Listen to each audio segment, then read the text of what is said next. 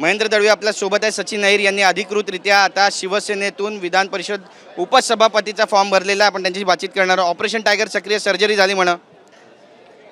खरं आहे की हे जे परिवर्तन आता महाराष्ट्रामध्ये होते, आता शिंदे साहेबांचं प्रेम खरं शिंदे साहेबांचं काम लोकांना भावलेलं आहे आणि त्या अनुषंगाने आज सचिन अहिर आमचे सहकारी मित्र आहेत, त्यांनी आज फॉर्म भरणं हे आश्चर्यजनक निश्चित आहे. पण राजकारणामध्ये असे प्रयोग होत असतात, त्याच्यामुळे टायगर काय त्याच्या पुढलं जरी आपण बोललं तरी ते सक्सेस होईल.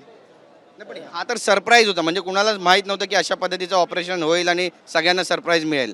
सगळ्याच गोष्टी बोलून दाखवायच्या नसतात, काही गोष्टी ज्या आहेत त्या अंतर्मनात ठेवून काच्या असतात. पूर्वीच सांगितलं होतं की ऑपरेशन टायगर सक्रिय आणि कधी काही होऊ शकतं, त्याचाच हे परिणाम म्हणूया. निश्चित त्याचा परिणाम होईल आणि पुढे देखील या संदर्भातल्या अनेक घडामोडी होतील. आपण फक्त बघत राहा आणि बातमी छापत राहा. त्यामुळे ठाकरेंच्या शिवसेनेमध्ये काही आमदार शिल्लक ठेवणार आहे तुम्ही का सगळेच घेणार आहात? ना आता बऱ्यापैकी परिवर्तन होते दिसते, कारण लोक प्रवास चालू आहे त्या गाडीत बसतात, त्यामुळे तो प्रकार दिसतो आपल्याला. त्याच्यामुळे मला असं वाटतं की येणाऱ्या काळामध्ये निश्चित त्याच्या संदर्भातले बरेच फेरबदल होतील. नक्कीच. पण ते टीका करतायत, तुम्हाला म्हणतात की आमचा पक्ष पळवत आहेत, माझे वडील पळवले. ठाकरेंनी बरीच टीका केली आहे आणि तुमच्या हिमतीवर तुमचा पक्ष काढा अशी वारंवार तुमच्यावर टीका करतात. लोकहिताच्या कामासाठी लोकप्रतिनिधी जर परिवर्तन करत असतील तर आता आश्चर्य वाटायची काही गरज नाही आहे.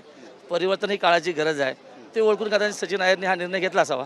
बरं, भरतशेठ गोगावले पालकमंत्री कधी होणार आहेत? त्याचा ऑपरेशन टायगर सक्रिय, ऑपरेशन रायगड कधी सक्रिय करताय? मला असं वाटतं बरेचसे आज काल दिल्लीला होते, आज आल्यानंतर आदरणीय मुख्यमंत्री दोन्ही मुख्यमंत्री त्याचा निर्णय घेतील आणि पालकमंत्री आमचा अधिकार आहे, तो आम्हाला प्राप्त निश्चित होईल. वेट अँड वॉच 24 आवर्समध्ये नक्की होईल. धन्यवाद आमची बातचीत केल्याबद्दल. कॅमेरा पर्सन खंडुराजचा गिरीश गायकवाड, TV9 मराठी, मुंबई.